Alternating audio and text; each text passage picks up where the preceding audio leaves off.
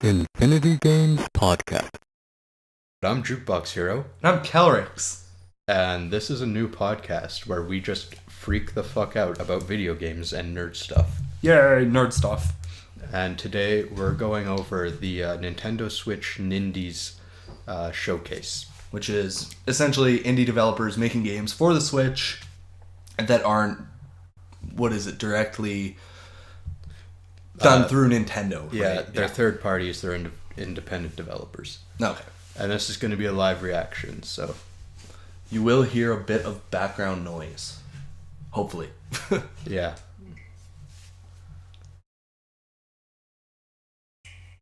That click, though. Love the click. It's satisfying. It was actually kind of sad because I was super excited about watching it, and I woke up right after it ended. Aww. I mean, they uploaded when it was like immediately. But... You mean like when it was live? Yeah. I got you. Hey, remember that thing you were talking about? Yeah, I remember that thing I was talking about. Jesus Christ. SteamWorld Dig 2. I'm That's hyped. how the thing opens. I'm hype. I love that. I got it on the eShop on my Nintendo DS, and it was so good. See, I've never played it, but I get the gist just from playing like mini clip games back in the day. Yeah. Like one mini clip game that really reminded me of it was, I don't know if you ever played it, was called Motherload. Nope. You worked a drill machine and you dug down, and the whole thing was just get gems and stuff and buy upgrades and get as deep as you can. There was one really shitty Bible game on the NES. Oh God. I think it was Exodus, but it kind of reminds me of this, but if it was completely 2D. Oh, yeah. No, I agree. Yeah, I agree. Yeah, I know which one you're talking about, yeah. Yeah, Steam World Dig, the first one was really good. It was a bit short. I think I beat it in a couple of days, playing a few hours a day. I put maybe 9 or 10 hours into it. It was good, though. I had a lot of fun with it. Do you think that the price was fair for that amount of time? I mean, I paid $10 for it. No, wait. I might have even paid less than that. I paid anywhere from maybe as cheap as $5 or $6 to maybe as high as $15. I'm honestly... I can't remember. I cannot remember. But I had fun with it. I wasn't regretting however much I did spend on it. I mean, there's replayability to a degree, but I mean, I haven't picked it up since I beat it the first time. And I'll assume SteamWorld Dig 2 will have more, obviously. Oh, well, yeah, of course. Because SteamWorld 1 was a... SteamWorld Dig 1, sorry, was a... It was a... The words that don't come out. Because it was just a short indie eShop game, right? It was never intended to be sold for, full 3DS game price, and had it been, then I would have assumed it would have been a lot longer, and you would have hopefully been able to get about 20 hours in, but... Yeah. And, I mean, I've never played it, but it looks fun. I mean, if they opened up the show with it, I'll assume it's kind of somewhat of a big deal. It's tons of fun. It definitely is. If it ever goes on, like, a really cheap sale, I'd definitely say pick it up. Yeah. It's a real good time waster, for sure. Okay, here's the next trailer. Dun dun dun dun dun. Oh, I forgot about it already. I'm excited for Ukulele. Hell yes. I'm really excited for Ukulele. The fucking collectathon's coming. Yes! Now, it should be noted this won't be like a Nintendo Switch exclusive. Oh, it's coming out on everything. But I mean, like, the fact that it's on it doesn't hurt. No, not at all. And me personally, if I was gonna pick a system to play it on, I probably would want to get it on the Switch, simply because... Portability, yes. Yeah. Okay. Yes. But also because, to me, it's a nostalgia thing. It's like Banjo-Kazooie and Banjo-Tooie, they were on the Nintendo 64, so its spiritual successor in Ukulele, in my opinion, shouldn't be played on anything but a Nintendo product. Yeah, I can dig that. I just want to note one thing about that trailer, is they said Ace multiplayer. Fucking, they're in with the young kid slang. That game is Ace. YOLO. No, fucking... If I remember, Grant Kirkhope, he did the music for Ukulele, which is important to me because he did all the music for the Banjo games. Oh, and the music's so good. Yeah. Have you, aside from like trailers and stuff, have you watched any gameplay for Ukulele? No, I saw like the the announcement trailer type things, and that was about it. I watched a small amount of gameplay. It was maybe like a 15-minute video. It was solid. It seemed, whichever level they were in, to me, unfortunately, it did seem a little bit boring. It might have just been the area they were in, but I feel like that's just a thing about collectathon games, though, because like if you ever watch people play Banjo-Kazooie, unless they're really good and know where the fuck everything is, it's boring to watch. oh well, yeah, of course, right. But and of course, there's the big difference between like watching the game happen and playing the game. But the stage they were playing in question, it was like a casino stage kind of. A la Sonic the Hedgehog.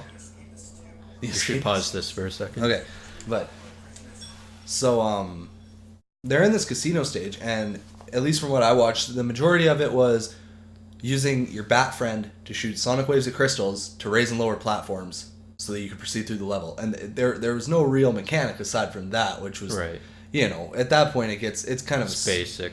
But again, I'm also assuming and hoping to a degree that maybe that stage is one of the ones very early on in the game, so that it's more of a here's a new mechanic that you're going to need a lot later on, and you're going to need to get creative with later on. So teaching you how to play a game without just like here's a tutorial. Yeah, exactly. Kind of bullshit. Because I mean, it's like you just integrate it slowly and then add new things. Yeah, because I mean, again, it's like you look at like Banjo-Kazooie and Banjo-Tooie, and it's like you have all these different like eggs and power-ups for Kazooie and everything, right? Yeah.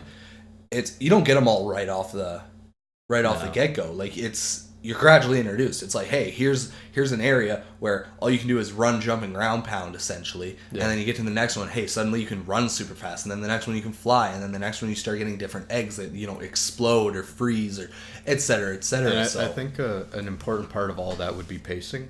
Yeah. So sequelitis here, fucking Mega Man X. Yes! You get that all in like a single stage. And if you don't know what I'm talking about, they pretty much teach you all the mechanics of the game in a single stage. What do I do? But like with Banjo-Kazooie, they kind of got to spread that out a little more over a bigger world, because they're like, it's more intricate. Mm-hmm. Like the things that you do, the things that you can have Kazooie do are more intricate then. And because, of course, when you're comparing the two, like, as far as a learning curve type thing, if you're good, you can beat Mega Man X in a little over an hour. Yeah. Right? Unless you're a speedrunning god, in which case it's like, I got a half hour to burn. Yeah. But, like, with Banjo-Tooie, it's like, even talking about a speedrunner and stuff, it's like, you're still sinking at least a few hours into it at the point of, like, perfection speedrunning. So, casually, I could probably do Mega Man X in maybe a day if I sat down and went at it, right? Whereas Banjo-Tooie, I'm not beating that in a day. Not unless I pull a 24-hour all-nighter, which, I mean, I could, but I'm not Fuck good. that. Yeah, exactly. So, I mean, it's just that. So, yeah, of course, they got to spread it out some more. So, I'm hoping that Yooka-Laylee does the same thing. Yeah. Because I'm sure it won't be another, Mighty Number 9. Oh. I feel just from, like, the visuals and everything they're showing us that it's going to be closer to what everyone's hyping it up to be. Oh, absolutely. I'm so sad about Mighty Number 9. I still love it, but it's so broken. Yeah. Oh well. I mean, it's mediocre. Maybe they'll stay in business and do something better next time, at least. Yeah, I could hope. I mean, it's not like the first Mega Man was perfect. No, I mean, they made lots of improvements and changes over it. I mean, it's just one of those things. As you compare Mega Man 1 to, like, Mega Man 2, and I mean... It's like a steaming pile of shit to, like, a legendary thing. It's like a steaming pile of shit to, like, a golden turd. But, no, because, I mean, Mega Man 2 improved on everything, and by everything, I mean they gave you the Metal Blade. Yes. They're like, here, have one weapon, we're going to shove 7 other bosses into it, good luck. Yeah. Alright, so anyways. Hold on, we actually missed an entire trailer while we were talking. Did we? Well, did you see any of it? It was called Overcooked. Do we care? Nope. No? No, I don't know. Yeah. To sum it up, for what I caught out of the corner of my eye, it seemed very crappy 2-player co-op cooking mama, not fun kind of thing. It looked kind of mediocre. I mean, if you're into that kind of thing, fine. If it's cheap, fine. But like for me, I mean, yeah, it's just one of those things. It's like, we won't get too off topic, but it's kind of like my opinion on ARMS for the Switch. I mean, ARMS looks like a ton of fun. Am I going to buy it? No. No. No, I'm not touching it. If I see it on sale one day for like $20, I'll pick it up because, the two of us could have a good old time with it. But I'm not paying full price or anything close to full price for it. I still think the game is more complex than we've been led to believe. Like what they've shown us, like there's probably a lot more modes and multiplayer and stuff. I don't doubt that. I don't remember if I told you, but we did find out a little later on that you can play with a controller without having to like move your arms and shit. Yeah, you did tell me about that. Me personally, I'd still use the Joy-Cons just because screw it. It's a boxing game. I'm a punch. Yeah, but I think that was important for a lot of people thinking it was stupid because they're like, we finally got a new console. I don't want to move anymore. Yeah, right. Let me be a lazy blob. The idea of advanced video gaming is to move less and less. Because eventually we're gonna get like some Sword Art Online shit, and we're just gonna turn into vegetables. No, just have like a plug built into your brain and just go. That was a great movie. On with my day.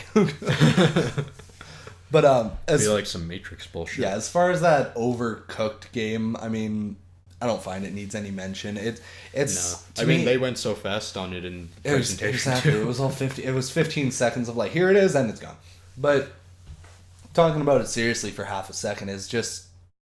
I mean, to me, it'd be a party game. If we went and we had some friends over and they were like, "Hey, I found this for cheap. Let's play it. It's a good time if you have a team of 4 and you can screw each other over." Then I imagine having fun with it for a couple of hours. But as far as buying it, coming home, being like, "Oh my god, I got a new game. I can't wait to play it." Like, it's not happening.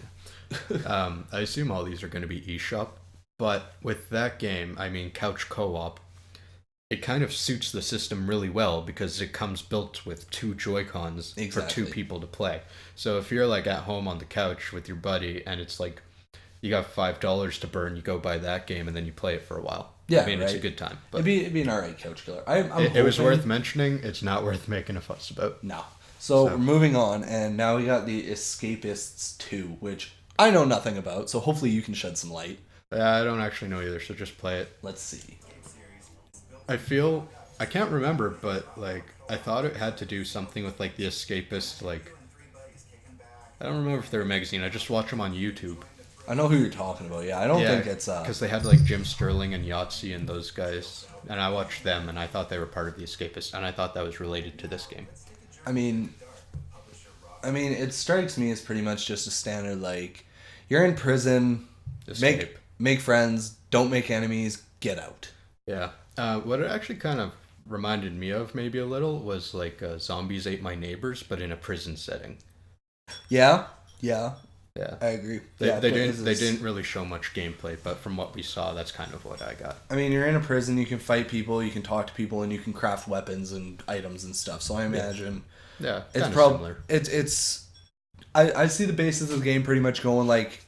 You start the game, you're the new guy in prison, you gotta immediately find where you stand, learn who you can, for lack of a better term, sit with at the lunch table, air quotes, and then, work your way through the standings, start, working your way to the top, gaining the trust of some badder and badder dudes, gaining the trust of the guards, getting more freedoms to go around as you please, find stuff that you need for your escape, and eventually making your escape. I can only hope it's that deep. Will it be? To me, it would be like level based. I mean, I could hope it would essentially be that deep, but again, assuming they're eShop titles, it probably won't be. Yeah, if I remember the Escapist one, because it's on Steam, and I assume the second one will be coming out on Steam. Like, I'm pretty sure it did like extremely well. I also I also remember it doing very well. I remember it getting very high praise. So onwards, I forget what developer he just said. I don't know. It doesn't matter. Oh, I thought this game was really cute. I've never heard of it before this. What? I couldn't read the title. It was in some weird font. Goner, I think. So, essentially, you have a whale friend. I want a whale friend. And it's cute, and death is your mentor and gives you power. So, I'm friends with death? Yes! It's everything I've ever wanted in life. Okay, so it is called Goner. I mean, it has a very nice art style, if you ask me. Like, I think it's cute. It's one of the I'm on the fence about it. We'll have to see more about it. Yeah. It looks interesting. It kind of just looked like another platformer, but it looks cute. It had its own art style that's a little bit different from the norm. Okay, so now Dandara. This strikes me as a. Strong black woman who ain't need no man. I mean, yes. But I was thinking, what's the game you were just telling me about the other day? That NNNNN or Oh, whatever? VVV. Yeah, six VVVVV. times. Yeah. Yeah. So, they're just running through these.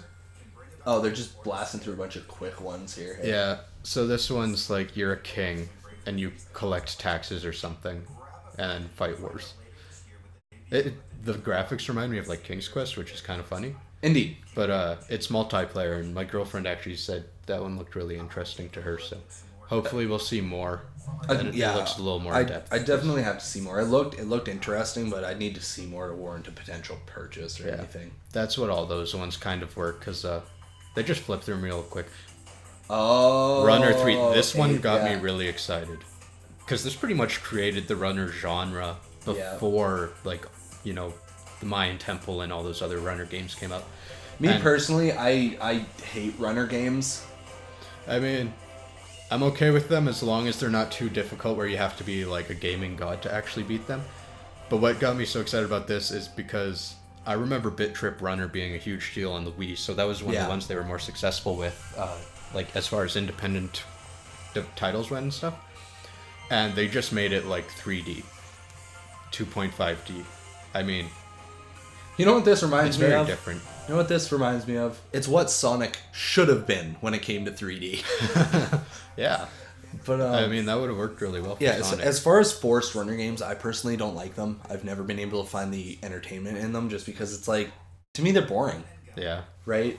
I understand how they're fun. I do. It's just, me personally, if I'm playing one, I'm bored in 20 minutes. Yeah.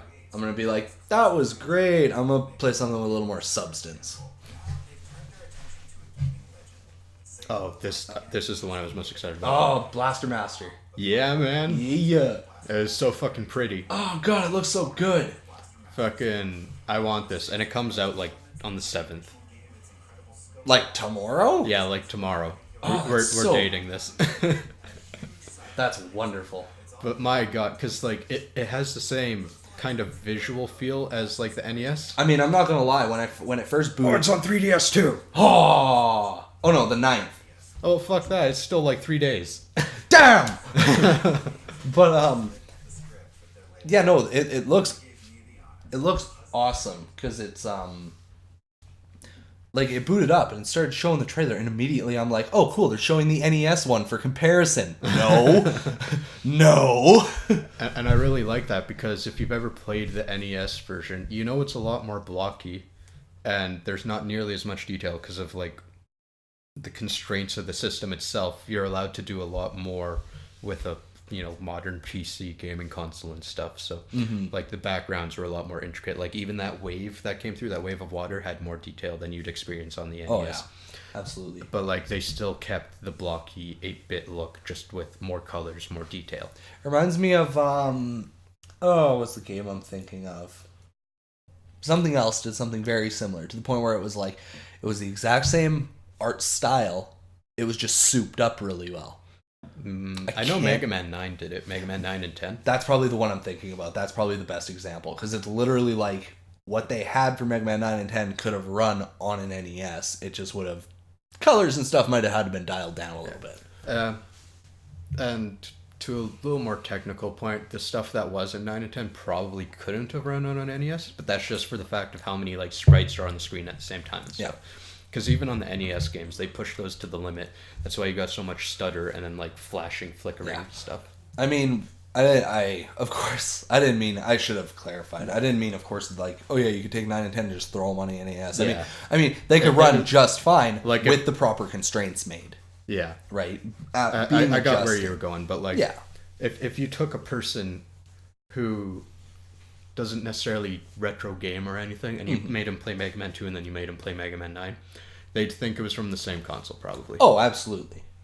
Just until, because, you know, like, handed them the Wii controller. Yeah, and then they'd be like, wait, what? And they'd be like, what's a chord? This thing that you're going to learn to hate real fast. Oh, God.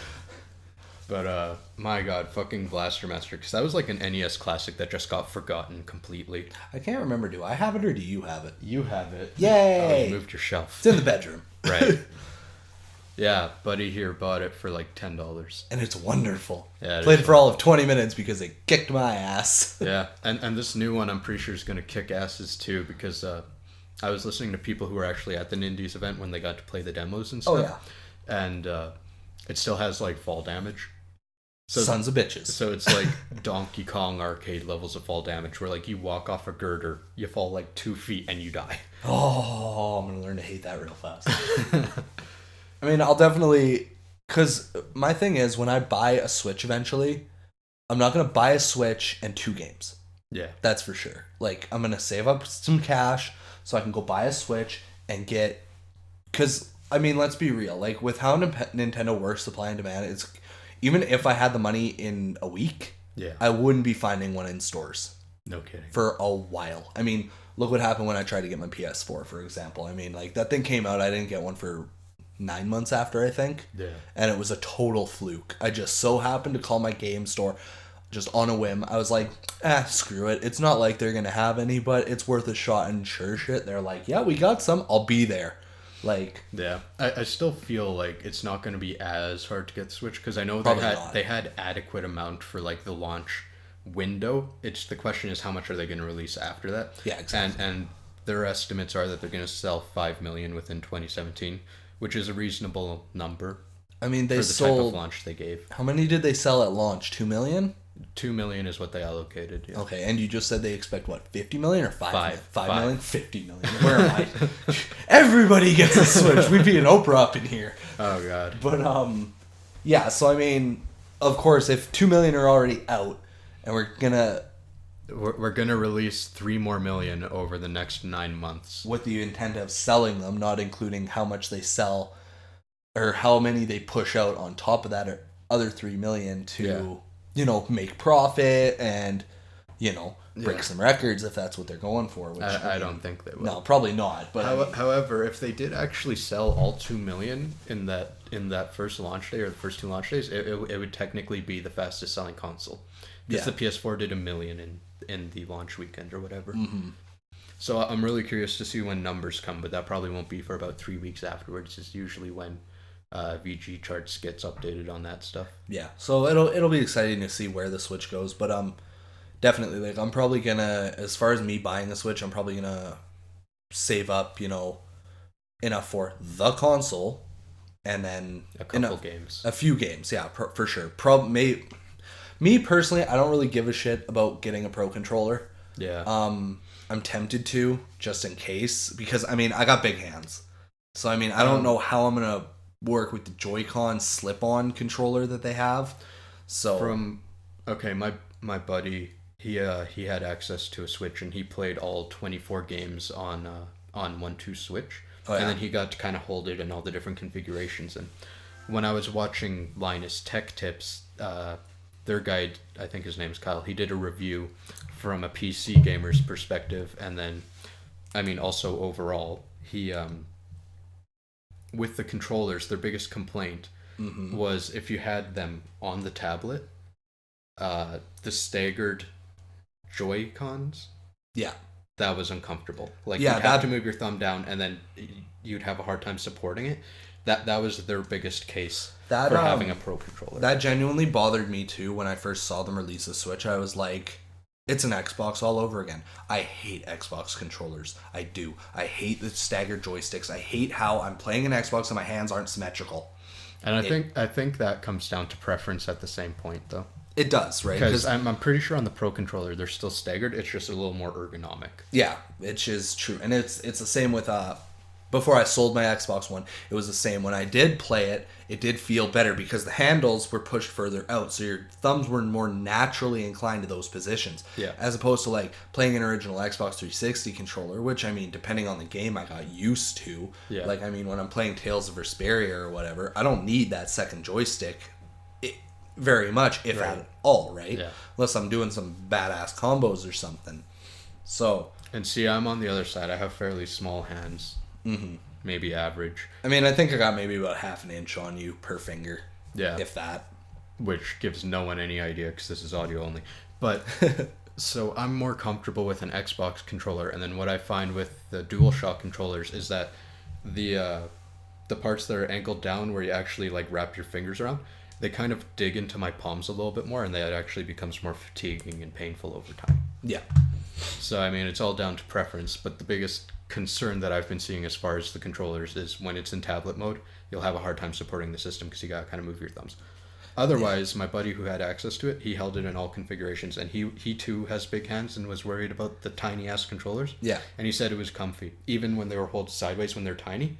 It was still enough to be comfy. Well, all right, sold then. Yeah. And in Canadian dollars, that Pro controller is $100. So I mean, it's painful. It's rough. It is. That's why I'm saying like I definitely save up just in case. And I mean, I wouldn't like get my Switch, get my games, and then grab a Pro controller. I would get my Switch, get my games, and then I'd come Test home, it out a bit. play it for a few days or a week or whatever. And if it was like hurting my hands or whatever, then I'd be like, okay, well maybe then I can justify spending $100 on a friggin' controller. Yeah. Because at least then my hands aren't going to cramp up while I'm Zeldaing or I'm playing Blaster Master, or I mean, I'm blanking. Like if I'm playing the new Fire Emblem games or Bomberman or something like that, right? Yeah.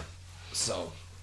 And I don't know, in Canadian dollars, and we're gonna have to keep clarifying that it's $100, but for a new DualShock 4, it's $80. Yeah. Like $79.99. So I should know. I've bought enough of those. It's a jump. Like it's a $20 jump, which is fairly significant, but at the same time, I think people overreacted to that price. They did. I mean, painful as it is, it's still close enough. I mean, yeah, because it's just that. Because that kind of thing's always bothered me when people come to comparing prices and they're like, oh, they jacked up the price and it's so expensive now. And I'm like, you just spent $10 less on the equivalent for something, for like a different system. Yeah. Like you just said. It's like you're whining about the Pro controller price, but you have no issue dropping $80 on a PlayStation controller? Yeah. Like... And if you're me, you're just going to complain that you're spending money. Well, I mean, that's exactly it. It's like, because you can't escape from the fact that, yeah, it's a $100 controller, and that sucks. And with that extra $20, you could probably buy the new Blaster Master. Right? See, priorities, people. Yep. So anyway, so we're gonna move on with the with the presentation. With that, yeah, we're just over a third through, almost halfway. Actually, we are halfway. Never mind. I was rounding up to 20. And we're at Flipping Death. So let's see what this is all about. And the moment I saw it, I was drawing comparisons to an indie game on Steam called Manual Samuel. Are they going to show us anything? Yeah, there we go. They got a trailer, but oh, this art style. Yeah, I didn't like it. That's what reminded me of Manual Samuel, because it's kind of almost Flash-like. I mean, it's got a lot more detail and stuff, but I mean, I just don't like that kind of art style. Yeah, no, it grosses me out. Yeah, those long, gangly limbs. Yeah, it bothers me. It's creepy. Yeah, so the whole premise of this game is that the girl dies, and she pretty much takes the job from death, and then she possesses humans and human objects in order to kill people. Yeah, they just said it right there. To help ghosts with their problems. So I mean, it's a nice premise, and I think it'll come down to personal preference. Because I can't stand looking at it. Nope. But if it had a different look, I think it's still probably fun. The mechanics are probably solid. You know what would make it work for me is if it looked like SteamWorld Dig 2 did. I'm not lying. If it looked like that, or at least similar. Yeah. I'd probably get on board with it. But looking the way it does, I'm not a fan. I wouldn't pick it up. And that's still preference. It is. This next one, I can't remember the name, but it's a shooter, and I am all the fuck about shooters. You know what this reminds me of? Helicopter. Like that old Flash game Helicopter. That's what this reminds me of. Which is really strange, because it's like nothing like it. It's just how the walls are designed, right? Graceful explosion machine. Yeah, it's very geometric and like very brightly colored. Like it's the aesthetic that I really like. I'm gonna call it gem. We'll call it a gem aesthetic. You can pause this. No, I meant gem as in it's. What? Christ! What was the name of it again? Sorry. Hang on. Graceful explosion. Bleh. Yeah. So make it an acronym. Gem. GEM. So I'm gonna call it gem. That's what I'm gonna call it. Okay, we'll call it gem. But as a shooter fan, it's always interesting to see people use very large obstacles and bullets. And from this, you know, you got a corridor and you got a spray of bullets coming at you where each bullet's pretty much the size of your machine. Mm-hmm. Those are a lot more difficult, and it's a lot easier to make those shitty. Yeah, it is. It's real easy to make one of them look really fun when you're doing your trailers and stuff, and then you get the game and you're like, this is terrible. Yeah, the motion looks really fluid. I can't tell if there's a lot of like momentum, like if you're moving forward and then you go to hit back, if you still move forward a little before going back. I can't really tell that from watching it, but I mean, if it's got tight controls, it'll be fine with the big obstacles. Oh, absolutely. That's the most important thing, especially when you're comparing it, because it's not by definition like a bullet hell shooter, but no, I mean it's just a shooter. It is, right? Shooter. So, and I mean, I love bullet hell shooters, and the biggest difference is like with a bullet hell shooter, you have a billion projectiles coming at you, but you can kind of crease your way in between them. With one with big blocks, it's just as much coming at you as far as surface area is concerned. Yeah. You just got to find a different way around them. Exactly. So, like in a bullet hell, you have more opportunities to get around something. In this one, you're going to have to find that one crease. And I mean, at the end of the day, the most important thing is, no matter what, is tight controls. Like, imagine playing a bullet hell shooter where you slid. Like, if you're like, I gotta go to the right. No, I gotta go to the left. Imagine if you slid a tiny bit in every direction. Yeah. Like there's no way. It would be the worst. So it boils down to that, right? It's all tight controls. So I mean, hopefully this has really tight controls. Hopefully it's got a little more to it than we're seeing right now. Because I mean, I'm game for a shooter too. Like, I love me some Ikaruga, for example. I swear I will get a copy of that one day when I have money. Or when we get lucky. Usually it's when we get lucky. Or I'll just get a Dreamcast one day and I'll burn the CD. I don't know. I'll figure something out. But that's what I did. But I mean, Ikaruga bullet hell shooter. Yeah. Hard as tits. So much fun. So I mean, I'm down for a shooter. So I'd like to see where this one ends up going. I'd like to see if maybe you get a a bird's eye perspective, something similar to like Galaga, or I don't know. From what they're showing, it all looks side scrolling, which it would be closer to like a UN Squadron or Gradius or something like that. Which is totally fine. I think it'd be cool to see a game where you can transition between both of them, depending on the level. I think that'd be a lot of fun. Though sometimes that just feels hard. It's almost like Contra. Yeah, those top-down levels are the worst. We don't talk about those. But with a lot of these that they're showing for the Nindies, I mean, it's very short, 20-second clips or whatever. We're going to have to see a lot more before we make decisions and stuff, but from what we're seeing, it's very pretty and it's promising. It is, and it's good. Same with the most of these games. It's one of the, I mean, we still got another 8 minutes to go here we're probably going to have another 6 or 7 games showing. So, I mean, it's good to know that if you get a Switch and, you know, you're tight on cash, and let's say you're like, I only have $120. I can't afford more than just one Switch launch title. I'm assuming that they're going to be a standard $80 Canadian for us. Which they are. They are? Okay. Yeah. I didn't check when we were... Depending on the game. So like Breath of the Wild, you know, AAA, big deal, it's $80. 1-2 Switch, which I'm really glad they did this, is only $65. So they acknowledged that it's not like a full, you'll have insane amounts of replay, you'll play this for 100 hours. They kind of acknowledged that and priced it lower. And then you have like Binding of Isaac or whatever. Isaac, yeah. That one, I think it's getting a physical release, and it's $55. Okay, which I think might be a lot, because I don't know how much it costs on Steam. But at the same time, they acknowledge that this isn't a full AAA title, and they price it more accordingly. I mean, if to my understanding on Steam, if you take Binding of Isaac and you get it and its expansions and stuff, you're probably looking at maybe a 40. I mean, depending on sales and stuff, because I know you'll wait for sales. Like you're super patient about that stuff. I'm not. But so I mean, if you wait for sales, you could probably get the whole Binding of Isaac thing for, I mean, maybe anywhere from maybe $25 to $35.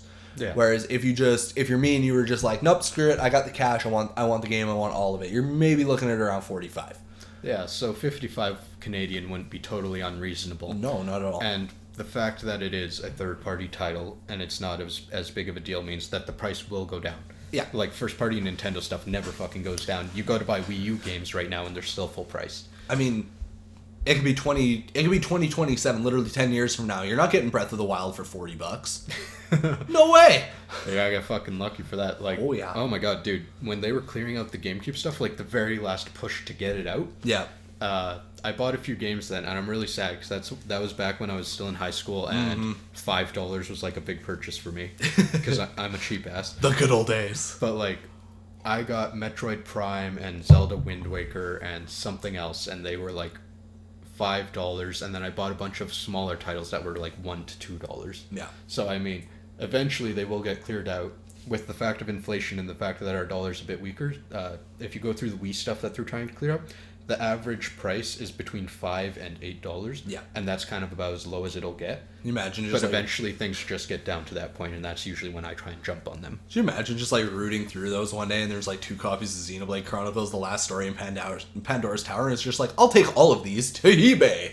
My god. Fucking dude, I lost my shit. The one in Southgate? Oh, yeah. Because they've reorganized the store maybe 3 times in the past 4 months. Oh. Mostly because, you know, they have new console releases, and then they're trying to downsize on the used games of the 360, the PS3, and the Wii, which I'm glad they're finally doing, because they rode that generation for way too fucking long. Like, Yeah. we moved into the next generation, they didn't, because they were still making money on it. And the fact that they kept it around kind of, you know, kneecapped the new generation a little bit. But they moved everything around, and they put all the Wii games in a single bin. Yeah. Xenoblade was in there. Little confused to the case, so I brought it to the front, and they're like, "Oh yeah, it's a display copy. We don't have the game." I was fucking pissed. Take it out of the bin then. Yeah, well, I mean, exactly, because I was like shitting myself. I'm like, I finally found Xenoblade. Yeah, right. And yeah, no, they didn't have it. No. You do. Yeah, you have a copy of it now, right? Yeah, I do. Yeah, okay. When our buddy lived down in Texas, I got him to buy me a copy because GameStop did a reprint. EB Games did. So in the US, you can find a copy of Xenoblade for like the average price of a new game. Mm-hmm. Here in Canada, we didn't get the re-release, so if you walk into a game store, and even some eBay sellers, they're still selling it for $100 to $120. Yep. So I remember getting it for $65 or whatever from the US and just having him bring it up with him was a lot cheaper. Yeah. I can't remember. I think I got mine. We had a friend and they worked at EB Games, and I managed to convince them to pick me up a copy. So that worked out. But at that point, they were still readily available on the shelves. Mm-hmm. Like, I didn't know how limited the run was going to be because I saw it on the shelves. And of course, back then, high school, cheap ass. I mean, I wasn't willing to buy new games or anything. So I'm like, oh yeah, the price will keep dropping, whatever. And it was. And then eventually it was like $30 and there was a couple copies. And I'm like, it'll drop more. Those copies sold and they never got them back. Yeah. And now, I mean, the price went so far down, it went up by 4 times. Yeah. So, I mean, it depends. Because, I mean, if we go to our local video game stores, I mean, not EB Games or GameStop specifically, but our more specialized ones, you know, it's like, you know, you're not getting a copy of Wind Waker there for fucking $5 or Metroid or anything. Like, you're shelling out at least 40 for those, just because they're AAA titles. A lot more now. It's really sad. Oh yeah, it's the price of GameCube games have skyrocketed, and they're still going up. Because I keep mentioning this, and I'm always like, 4 years ago. Well, fucking 4 years ago was like 2 years ago. So I mean, it just keeps fucking climbing. Yeah, right. Because there was a point somewhere between like 2010, 2012. Where the prices of all GameCube games just doubled. Yeah. Like, just outright. It was just like, oh my god, everyone's nostalgic for this. Then they have money, disposable income, because they were kids, now they're adults. Double price. I'm just gonna wait until my class of heroes is worth enough to like put a down payment on a house, and then I'll get rid of that. Oh god. If only. If only. Wouldn't that be nice? If you just checked one day and it was like 3 of them sold for like 20 grand, I'd be like, well, frickin' Kelryx here. He has a sealed copy of Class of Heroes 2G, which, if you exclude limited edition bundles and like box sets for the PS3, is the rarest and most expensive game on the console. What was it worth last time we checked? It was like, like $265, I think. Yeah, something like was that. Was the average price. So, I mean, which is pretty significant for one video game. I still have that thing in the cardboard it got shipped in. Yeah, which is a good thing. Like, it has left that cardboard, I think, maybe once. Yeah. Like, Good job. It's not moving. Yeah. And I appreciate it because Jukebox. What happened? You friggin' you phone me or you come over the one day and you're like, oh bro, check this out. I was like, oh, what is this? You're like, oh, it's a limited edition sealed run. They're the only hard copies that are ever gonna get printed. I was like, how much are they? They're $60. I got paid that Friday. I wasn't buying anything else. Oh my god. I wanted a rare video game. And sure enough. Sure shit, you got one now. Sure enough, it took 12 weeks to get to me, but I mean, worth it. Yeah, and then when you moved into your new place here, I thought I lost it. yeah, I was like, hey dude, did you know your game's worth a bunch of money? Where is it?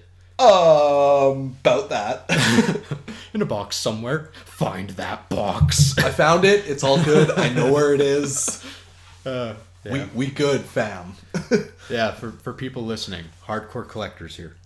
I mean, I'm a little more on the lower spectrum just because, like, you Okay. know, when you have to pay rent, you can't buy games. But You buy games, you just trade them in now. I mean, I gotta afford my new ones somehow. I mean, I don't feel good about it, but It was actually really funny. When I was at EB Games, I had a single copy of Tokyo Mirage, and I was like to my girlfriend, I'm like, hey, how much you want to bet this was KelryxsKing's? oh, it definitely was 100%. And it was still there when we were getting Breath of the Wild a Ah, couple yeah. days later. I- It's actually kind of sad because you said that you brought that in. And I was like, oh, and you said you got $30, which I was like, okay, well at least it's somewhat reasonable of a price. I know they're gonna go back and charge double for that, but Yeah, but at the same time that night I was watching Metal Jesus Rocks, and he was talking about some Wii U games that were gonna, getting rarer and stuff because.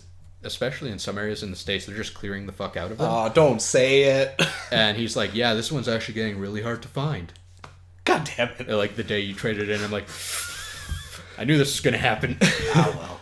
I don't have regrets. It was a really good game. I had a lot of fun with it. Talking about it for super short amount of time is, to me, the issue I had with it is I got so excited when I heard like Shin Megami Tensei crossed with Fire Emblem. And then there wasn't enough Fire Emblem There's in it. close to zero Fire Emblem. The only things that remain are Character weapon likeness. type advantages. Like 8 Fire Emblem characters. Yeah. Like counting bosses, and that's it. And what always really grinds my gears, kind of, I mean, it didn't happen so much in Tokyo Mirage, is any new Fire Emblem stuff you see, like when you see like Smash Bros and stuff like that, is they're getting way too happy about Awakening and Fates. Yeah. Like way too happy. Everything you see Fire Emblem, it's Chrom from Fates, Robin from Fates, or not Chrom from Awakening and Robin from Awakening, or like Corrin from Fates or something. Give me Lyn. Yeah. I want Lyn. I want older characters. I mean, we're getting the new Fire Emblem game, Shadows of Valencia, so we'll get Alm from the second Fire Emblem game ever made. Yeah. So I mean, I'm really excited for that. But I mean, it's just one of those things. It's like you do these crossovers and stuff, and it's like, I mean, give the fans something. Yeah, like give me a little. Because we know with Fire Emblem, they released. What was it? Was it Awakening? Because on the 3DS, I can't remember the name of it. It came out and they added in like relationships and birth and whatever. Yeah, that was Awakening. Okay, yeah, you could have like kids and stuff. So in that one, that was like their last opportunity. It was like if this one doesn't do well, they're pretty much canceling Fire Emblem. Yeah. So then it did extremely well, and they kept building off of it. So now they're trying to hype everything about that so that people forget the older type stuff because that wasn't making them the money. Which makes me so sad because my love of Fire Emblem literally got born in a Walmart. Like, me and Mom were shopping when little old 9-year-old me or whatever, I'm just chilling in the cart going for a ride, going shopping with Mom. Because we were all kids. We know how fun that is. Yeah. Until your mom starts talking to people and you want to end your life. But I mean... Or if it's my mom and it's like 3 hours for grocery shopping. Oh. Anyways. Hold on, I need my air miles. Yeah, right. So, which cheese is cheaper? My mom did the same thing. Yeah. But, so we're just going around, and Mom always let me stop at, the discount games bin so I could look, and, gave her 5 minutes of break from walking around the store or whatever. Yeah. And I find Fire Emblem, and I'm like you look at the case, because it's just like the logo. Yeah, it's the logo, and it's the 3 main characters, the 3 main lords. So it's like, you're like, cool, people with swords. Like, that more, like, yeah. So I flip it over, and like, I can't remember what was going on in my little head because it's like back then, I mean, there was nothing but like Mario and stuff. Yeah. Essentially, I can't remember what all I had back then. I might have had Pokemons and stuff, right? So to see this game and it's like I can't remember what was on the back of the case. I'd have to look it up, but to my knowledge, it was your like the map with like the units on it, a battle screen, and then like a picture of like you selecting your weapon or whatever. Yeah. So it didn't really elaborate on the movement system and stuff like that. So I was like, Mom, please. She was like, oh God, this again. We're going to take a chance. You're going to hate it in like 2 hours and you're going to want to take it back. Yeah, so... And then you loved it. So, I begged and I pleaded and I sold part of my soul to the devil. Actually, I still have the blood contract in my room, but so anyway, so I got to take it home, and it took me 20 minutes to figure out how to move my character. Wow, impressive. Because the tutorials are not nice on a very, very young, inept mind. Right. So, I mean, but it's just that. It's like I got into it, and I loved it, and it was great. Right, and that's your first set of characters. It's like I can name 90% of the characters in that first Fire Emblem game, Yeah. right? So it hurts so bad, and that's why I have hope for Fire Emblem Heroes that's coming out. Yeah. Because even though it's going to be a beat 'em up like Hyrule Warriors and Dynasty Warriors and stuff like that, Yeah. I'm hoping I get some old characters. Like we know, what's his face from Brawl? They introduced him in Brawl. Ike, yeah, we know he's in there. I love Ike. From the fucking Radiant games. Path of Radiance and Radiant Dawn, yeah. And So like we know he's in there. I think... Wait, has he been revealed? I thought Chrom was the only one that got revealed. Oh, remember I told you in the trailer when he like picks up the sword or whatever, and then we went and watched that? Yeah, that's Chrom. Is it? Yeah. Oh. Well, fucking, I'm gonna assume Ike's gonna be in there, because I mean, fuck them if they don't. He's still in Smash Bros, which I think is a good place to start. To me, if the Fire Emblem character is in the Smash Bros games, very, very high chance they'll be in Fire Emblem Heroes. Yeah, because I mean, Nintendo still has to go off of like, what do kids remember? What do kids know? Mm-hmm. So if you have, you're marketing to 13-year-olds, there's no way in fucking hell they're gonna remember Lynn because they weren't alive for that. No, right? So they might throw her in for the older people who are still playing, but they're going to focus on the newer characters. Oh, absolutely. They're going to be their flagship for sure, Yeah. which I'm okay with. Yeah. I am. I liked Awakening. I loved Fates. Just give us a little something different. Yeah, just give the older audience something from when we were children. We first picked up a Fire Emblem game. Yeah. Give me Lynn and Elowood and Hector. Give me Ephraim and Erica from Sealed Swords. Like, just... Including past characters would even be good for them, because then it introduces the people who didn't know them to these characters they never heard of. Maybe they go look it up on Wikipedia or stuff. They're a little more informed, and then if Nintendo wants, they can just start re-releasing those old games, and updating them, and the kids will be like somewhat on page. Yeah, right. And of course, DLC is always a thing. Of course, there'll be DLC for character packs and whatnot. But yeah, it's just that, because it's like, how do you know there's not some I'm just going to throw out a number. How do you know there's not some 26-year-old guy who played the first Fire Emblem released here in the West, which was the 7th Fire Emblem, for anybody who doesn't know. Yeah. It got some Final Fantasy treatment, but to a much more shitty degree. Right. So, how do we know that some guy who didn't pick that up when he was, 12 or 13 or whatever, picked it up, loved it, but just fell out of it? Like, let's say he played the first one, he played, like, the Sealed Stones on GBA, and then he maybe played Path of Radiance on the GameCube, and then he never played Radiant Dawn, he never played Fates, he never played Awakening, he never played any of the other ones, and it was just those original 3. He sees a new Fire Emblem game pop up, he's like, oh, I used to love Fire Emblem. If he sees all these new characters, like Chrom and Corrin and Robin, he's not going to be like, oh, cool. Yeah, there's not as much familiarity anymore. But if you threw the older characters in, like, if you gave us just give me 2 seconds. Just show Lynn cutting somebody in half, and I'm good. I'll slap money on the table. Yeah, Fire Emblem fan over here. I love it so much. So how about this? For a separate episode, we can talk about games we bought in our childhood and RPGs in our childhood. I love it. Podcast number 2 right there. Yeah, so everyone stay tuned for that. But we got so off topic, we're still on Gem. I'm sorry. No, it's okay. Good conversation is good, but I want to get is. through this because we're like an hour in. Beautiful. But yeah, Gem is very pretty. It's you can move left or right, so And you up have and down. so you have more. You're not forced to go to the right or something. So I just noticed that. I'm seeing no slide. Yeah. I see no slide. It seems very, very tight, very what's the word? Concise. Concise, but like hard. Yeah. Right? So the next game here is Mr. Shifty, and I know a lot of people have been seeing like Jacksepticeye and maybe Markiplier play that online, and they're getting excited for it to come out on Steam and whatnot. But it's actually also coming to the Switch. I'm And- just seeing Nightcrawler from X-Men right now. Yeah. It looks good though. It looks like a lot of fun. You kind of like shift in and out of existence to like warp forward and then kill people, Which is in high volumes. So I forget what this one's called. It's the one about the seed. we'll see the name in a little bit. Okay, so Yeah. What got me so excited about this, because it doesn't seem like much, and most people probably won't care. But in the arcade, there's a game, Ice Cold Beer, and what it is you have two joysticks that move up and down, and each joystick controls one side of a rail. So if you lift up the right side, you have a ball in it, it'll start falling towards the left. If you lift up the left side, it'll fall towards the right. And you have to maneuver the ball into the holes on the board. And that's how the arcade game worked. It's called Tumbleseed. Can you pause for a second? I sure can.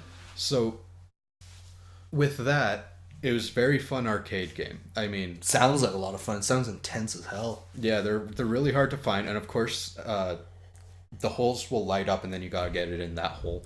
Mm-hmm. And kind of the idea was, if you got all 10 holes, you'd call over your bartender, and they'd give you a free drink. Nice. I mean, you'd have to pump in like $5 worth of quarters, and then maybe have a chance to actually beat it. So, But I mean, it's they a made the free drink. fun plus fun.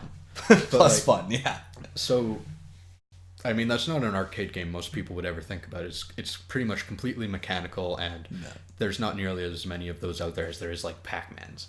Now, quick question. Was the Ice Cold Beer one, was that like a digital display, or was it like a hard, like... It was fully mechanical, so you have like Okay. a metal bar and two joysticks, and the joysticks would control conveyor belts on either side of that bar Okay, to I raise got or you. lower it. I got you. I just wasn't sure, because it's like, I'm hearing you, and then I'm seeing it on the screen, and I'm going like, cool! And then I'm just thinking, wait, no, because he's like...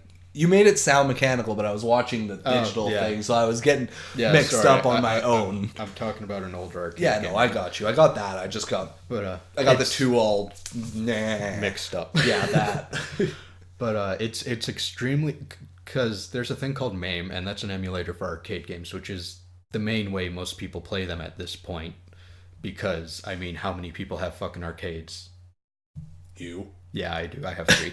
But it's extremely hard to emulate something that's mechanical. It is. Because you gotta like include physics and all that stuff, and rather than just running numbers through a chip, you actually have to, calculate ball dynamics and rotations and whatnot. Yeah, you have to take in gravity and how So- fast things move and so et cetera, right? There's a few emulators specific to like Ice Cold Beer. Mm-hmm. They have another one. I can't remember what it was called. Same premise though. Ice cold tequila? Oh. Actually, I think it was more family friendly, so you could have it places that weren't just bars. Ice cold ice cream. Milkshakes. We'll go with Sure. milkshakes. Now I want a milkshake. Oh god. But I mean, so there was a few dedicated emulators for that specific thing, because you can't just run it in MAME. Yeah. And some of them are all right, but it's so difficult you'll never get the real feel. With this Tumbleseed game, it continuously moves up the screen, and you have to maneuver this seed along a bar using the joysticks in the same way you did on that Ice Cold Beer. I can imagine you could probably use the Joy-Cons in a... Oh yeah, like you could motion. definitely Like probably gyroscopic. steer it like a friggin' like a Mario Kart wheel or something. I would assume. I would hope. Which would be just as good, but like, I haven't seen a game like this ever in No. digital. Like, it excites me so much because it's a concept that was around in like the 80s that no one fucking used ever, and now it's here as a game. And it's just one of the producers was like, I played this in a bar once upon a time, or I watched Yeah. my dad play it in a bar. Let's make a video game out of that. Yeah, and it's slightly different because you're constantly scrolling up and you're actually avoiding the holes in this one. Yeah, which is backwards. Because how did it... They titled it, what was it? It was Tumbleseed a Roly Roguelike or something. Yeah. So it was hard to tell, but you could grab like weapons and power-ups and stuff to like kill little enemies that were on the screen and stuff, but it was kind of vague. So I'm wondering how that'll go, like if your power-ups run out after time, or if like you can get something that maybe makes your seed bigger, or if... I don't know, but I'll definitely be watching to see more on this. Yeah, for sure. So when there's more, we'll definitely talk about it a little more, because I'm excited about it too. It looks like a lot of fun, especially if it's... Are you excited because I'm excited? No, I'm actually... it looks fun. I like games like that, right? Okay. But, oh my god, my mind's just being blown right now. I'm sorry. But anyways, you avoid the holes. It's tilting. And beyond all that, it's a roguelike. So if you don't know what a roguelike is it's procedurally generated. So every time you play it, it's going to be different. So immediately, assuming it's an eShop game, which it most likely will be, because I mean, you can't drop a hard copy of a game like that. It won't sell. Yeah, I'm assuming everything that they're showing right now is the eShop.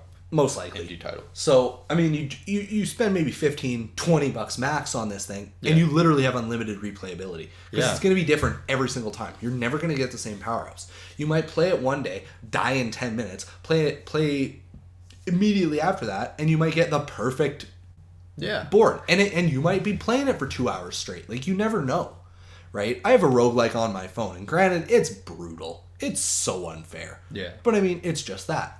It's a matter of, because I watched videos on YouTube about it. I won't get into it too much, but I watch YouTube videos, and it's like, from what I can see, it's literally just people getting incredibly lucky. Yeah. Like, because it's just that. It's like, unless you're really friggin' good, somehow, which with a roguelike is very hard to do. Yeah. Because just that, everything's random. The only thing that's ever consistent in most roguelikes, aside from that, because it's like you're not getting to choose a character class or anything with Tumbleseed.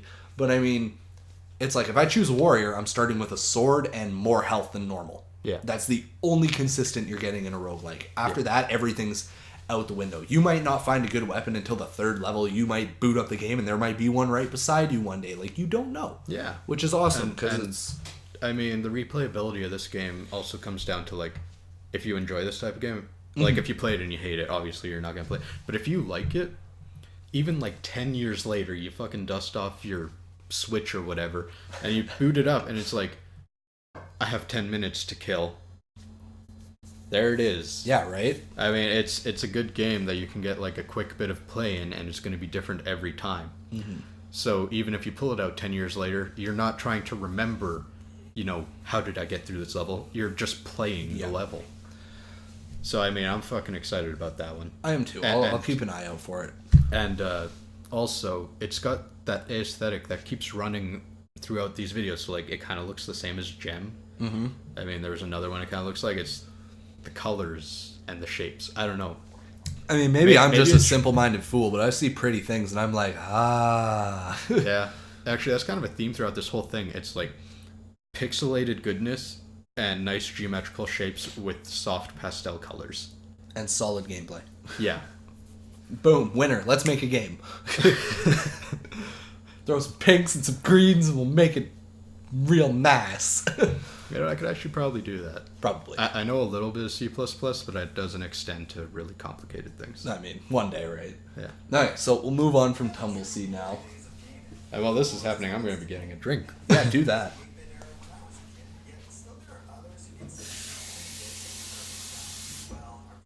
16-bit, the perfect balance. Yeah. I mean, he's not wrong. 16-bit's a good time. Yeah, I mean, as far as...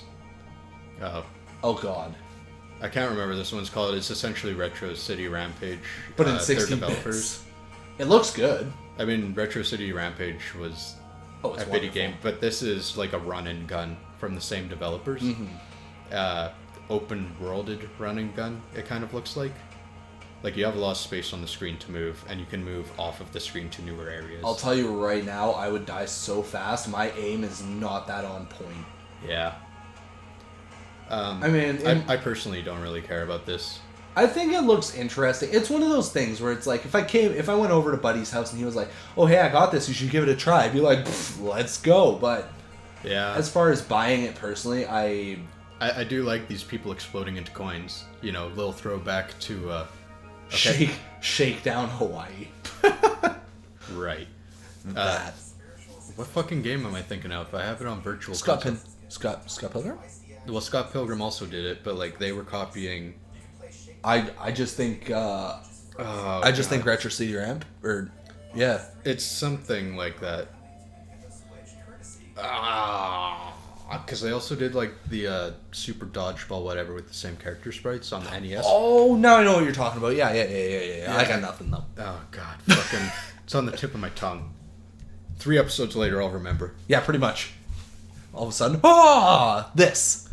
But yeah, that's always a nice throwback. I think that game, Shakedown Hawaii with the Retro City Rampage, it'll definitely get a garnering from older fans.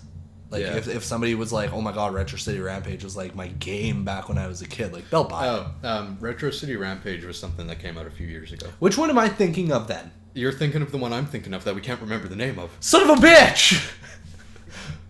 Gah. Frick! The thing with the guy and the... Okay, so what I'm actually gonna do right now is fucking Google it, and maybe I'll have to cut this out. My brain hurts.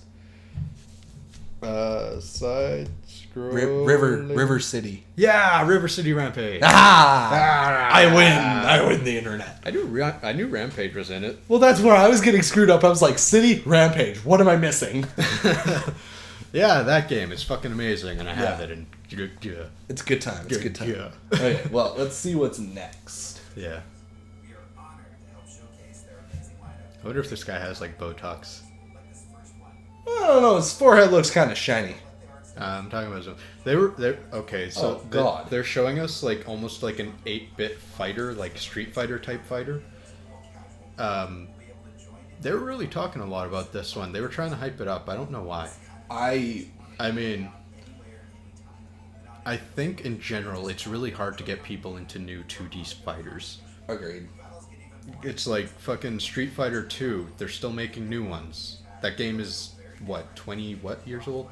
30? I don't want to know. I think it's 30. It's some sort of anniversary, which is why they're doing it. But like, it's really hard to get people into a new one.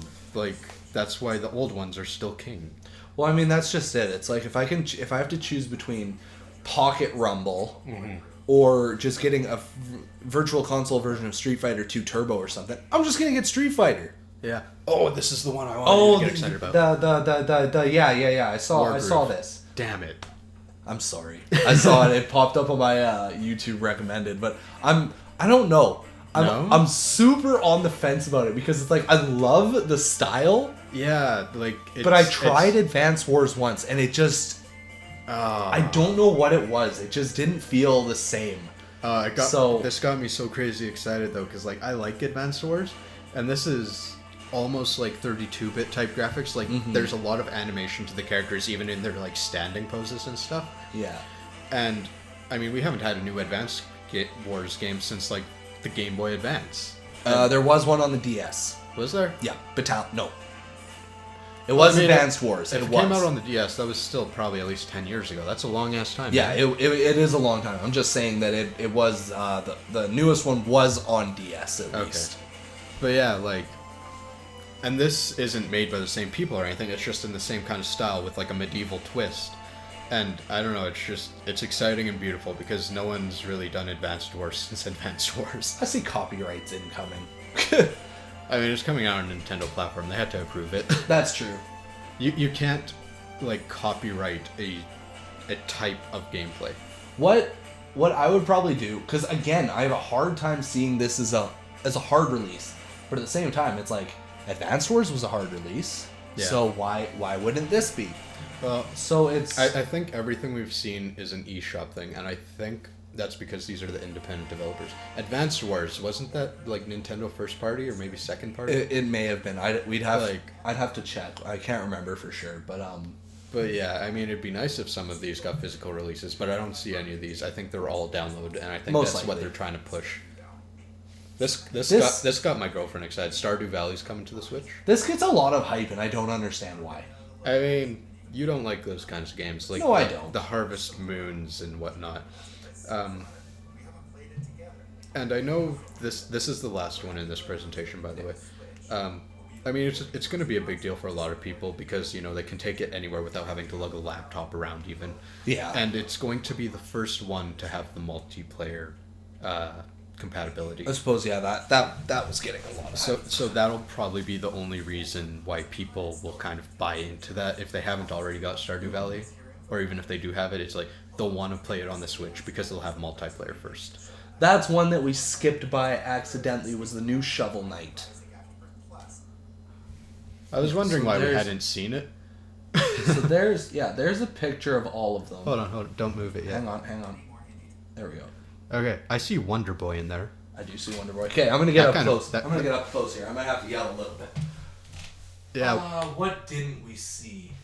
Well, a lot of these are just games that are going to be on there. They're only showing like the really big deals right now. Yeah, I see that. I'm just looking for anything that might be. I mean, they're putting Terraria on it, which I'm excited about. I love Terraria.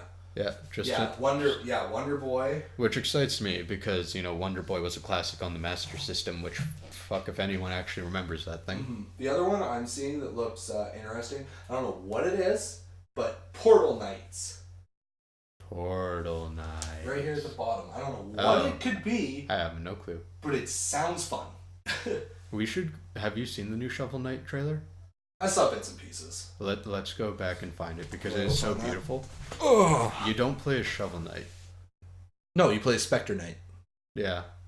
I didn't play the first Shovel Knight, so... It's so good. I know. It's been on my wish list forever, and I'm just like... $17. I could have sworn it was on sale for like $6 at one point. It goes on sale with like all of their regular sales, but it's always $11.99. And... What the crap? Tumbleseed! I couldn't know. It was in here. I know it was. Okay, well, anyway, we'll just find the trailer for it. Yeah. Boom. It's the first thing.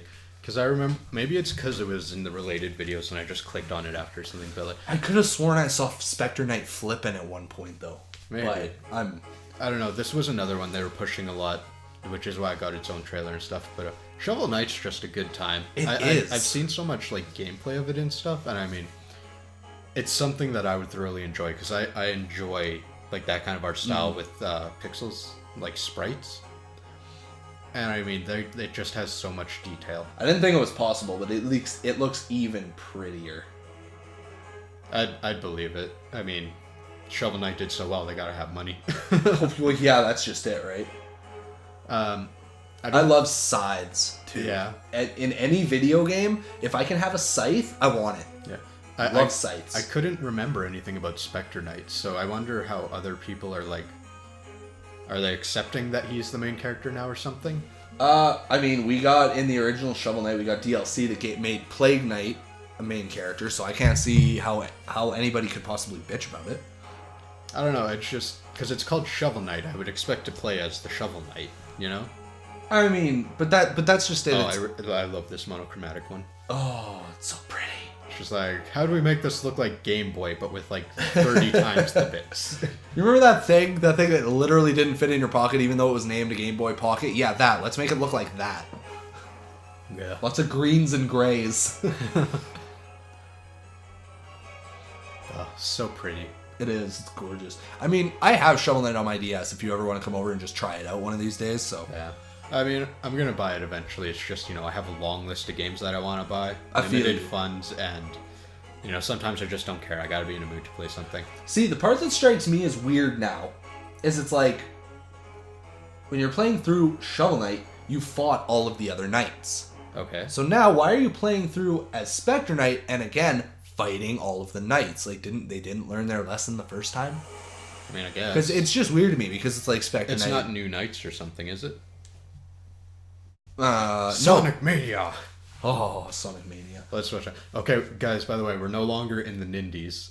We're just flipping through stuff. Yeah, we're going on to other stuff that's wonderful and awesome and all that. Sonic Mania. It's coming out on PS4, Xbox One, Switch, and PC. I think so. I'm definitely getting it.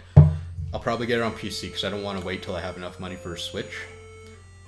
Yeah, no. Because my God, I bought Sonic Episode 4. And Episode 4 Part 2.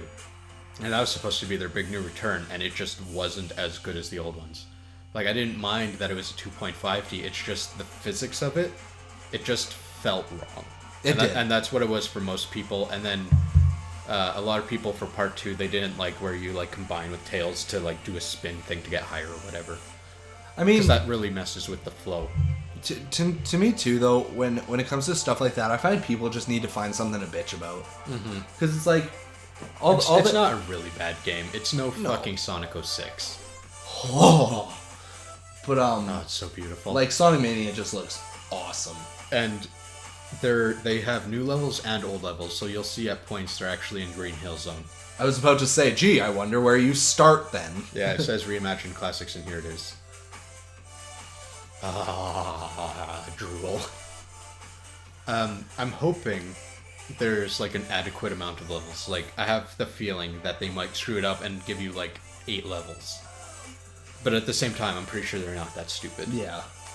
It might sound dumb. That's important. Yeah, being the drop able to dash. the drop dash, that's important to me, because that was a huge issue in the old Sonic games, at least for me, is I had a really hard time keeping my momentum. Yeah. And maybe I'm just a shitty video game player, but I mean, generally you're really good. I love how he does like a flip thing. It looks like he's just gonna put the finger up, and then they're like, "No, this is a new game. We got more advanced shit." And he just spins around. he knows how to breakdance now. Actually, from an animation standpoint, that was actually really interesting because they gotta do a lot of stretching and squashing and stuff when they move him around like that. Yeah, for sure. But oh yeah, the spin dash. So in Sonic 1, you don't have that. In Sonic 2, you hold down and you spin, and it's like, and then you go. So that's their way of fixing it. Then I imagine they still have that in Sonic Mania, but now you also have a drop dash, so it's a little bit quicker. And the drop dash, I find, from what I've seen, the main point of it is literally just to be able to maintain your momentum. If you stopped and charged up your spin dash, you're going way faster. But I mean, if you need to make a jump and you hit a wall and you lose your momentum, at least you're able to fall, hit the ground, and go. Yeah. There's no downtime. There's no lag. There's no, That's assuming also that you don't have to first jump before you go. That's also true. Like, if you're in the air and you press down in A or whatever, and then you do the drop dash, fine. Yeah, so... But if you hit the wall, stop, have to jump, and then it does it. Yeah. So to that point, it's a, what's the word I'm looking for? Hindrance? No, I was saying it's a mechanics thing. Like, we don't know, we don't have a list of controls and how the game is going to play exactly yet. So it's like, all you can do is speculate. I always try and make the best assumption that they know what they're doing, they're going to do it well. I mean, that's just they've proven that they haven't before, but I always make that good assumption first. I mean, that's just it. It's like... And then they can prove me wrong. It's like, we've had how many Sonic games that were just not fun? And, yeah. I mean, they've made a lot of shit, but, people...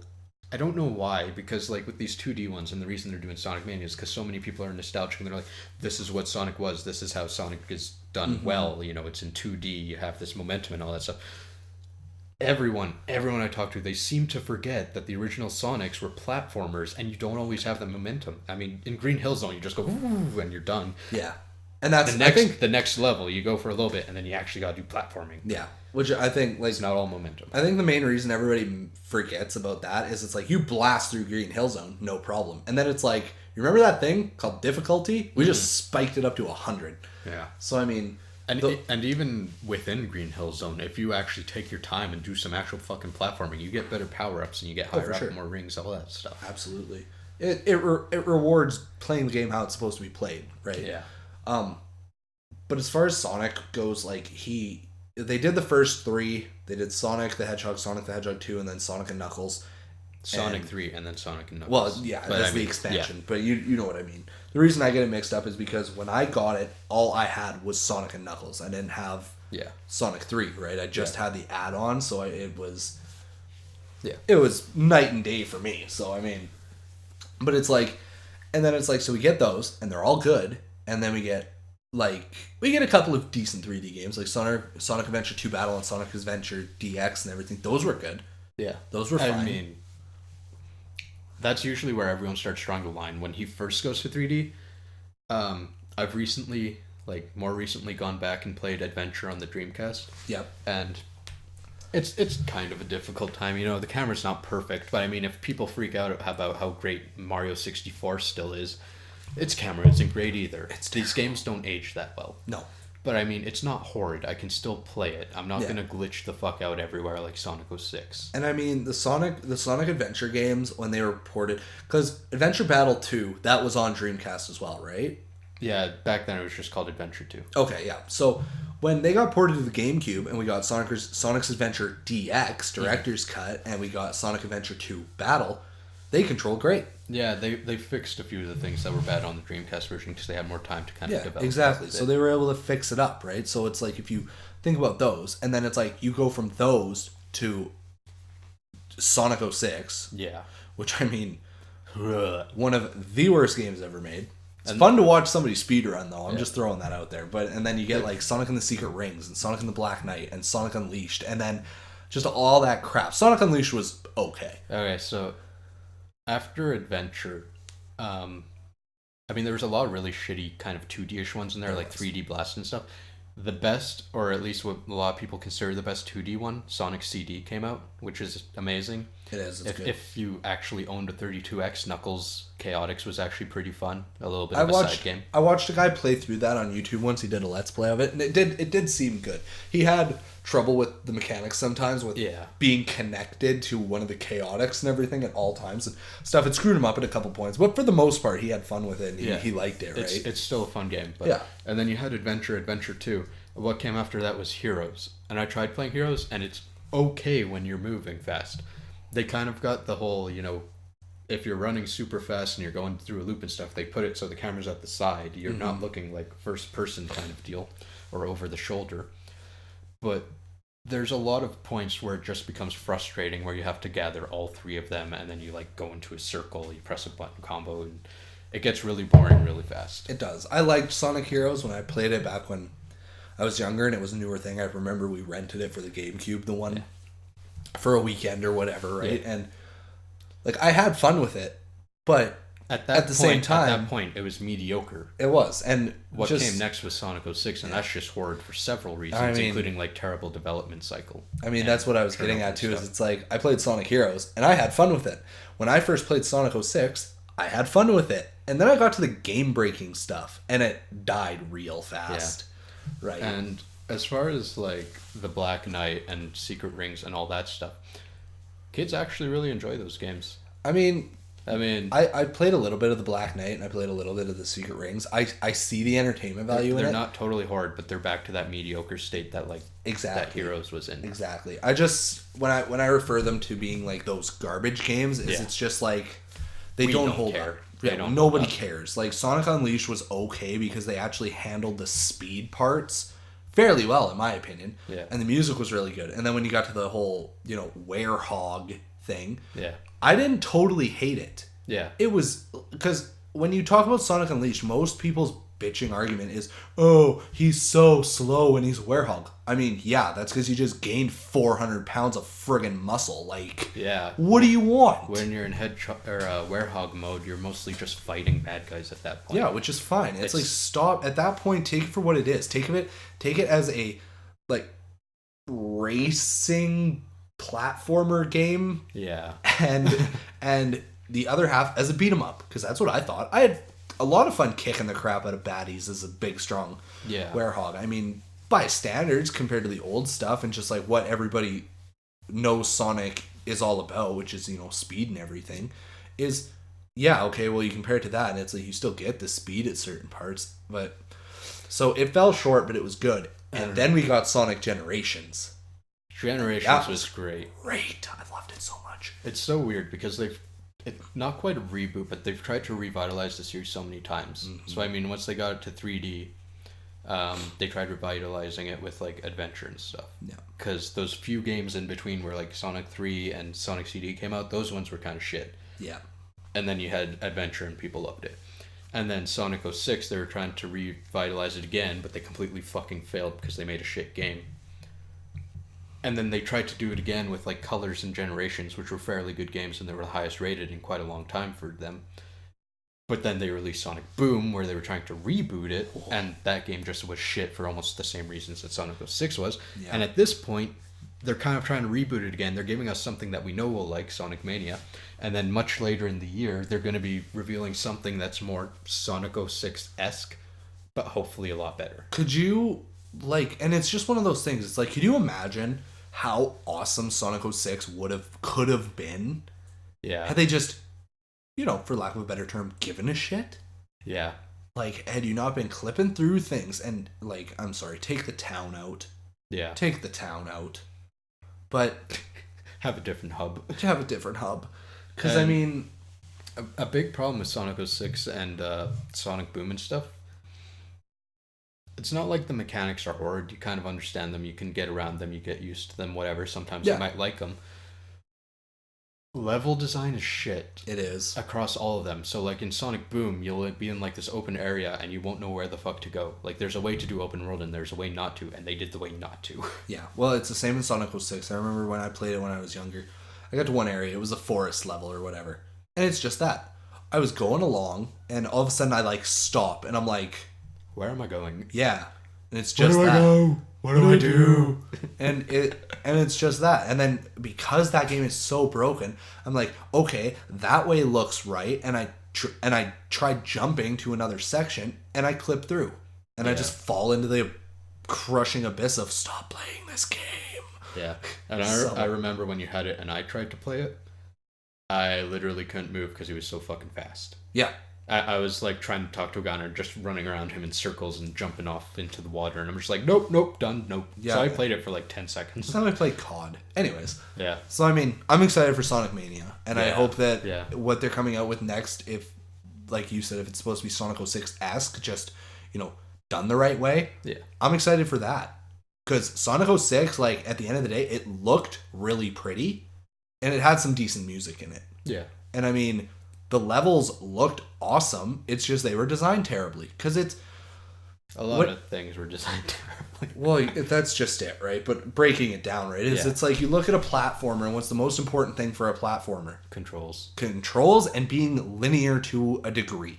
Yeah. Like, you play through Mega Man X, again, like, one of the most perfect platform games, like, ever, whatever, right?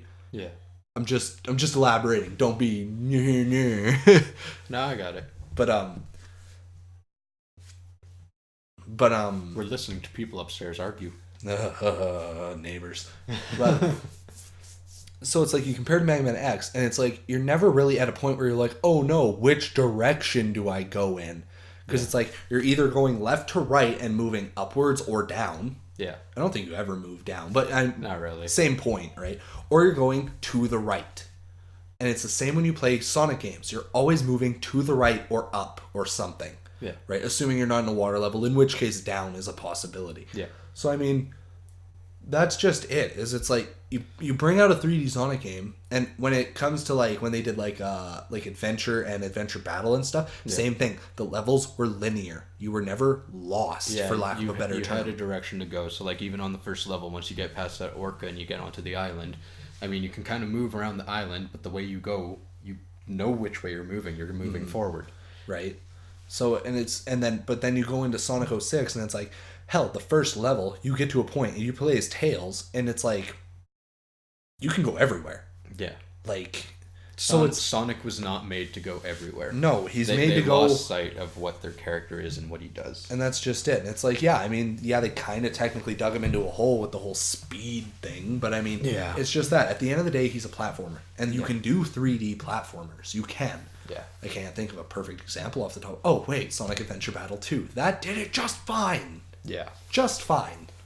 So, I mean, it's just that. Hopefully Sonic Mania brings it back to what it can be and what it should be to make it, really good. We bitch because we care. We bitch because we care. Because nothing would make me happier than picking up a Sonic game and going, this is wonderful. Yeah. Right? The way it used to be. Exactly. So, do you want to wrap this up soon? We'll stay on base a little more for the next podcast. Yeah, so if anyone's still listening at this point, thank you very much for listening to our first podcast. Indeed. If you want to hear more of us, there will be more to come. We kind of established that our next topic will be RPGs and games we bought as a kid. Yeah, we'll maybe talk about Breath of the Wild for a little bit, or we might just leave that for the one after that. We'll see what happens. Yeah, like, kind of gotta give it a little time so we're not doing total spoilers. We don't want to, like, release our first podcast and be like, spoiler warning. don't watch this because Yeah, we need you right. to watch this. Yeah, be, that's just be it. our friends. Well, be our internet friends. For the next one, we'll stick to like old RPGs that we played and stuff. We'll talk about like Fire Emblem and good stuff good like that. things. Good things. Lots of good things. Well, I've been Jukebox Hero. I'm KelryxsKing. I'm still Jukebox Hero. And this is the Infinity Games Podcast. Thank you for listening. Bye, guys. I'm so glad it's going to crash.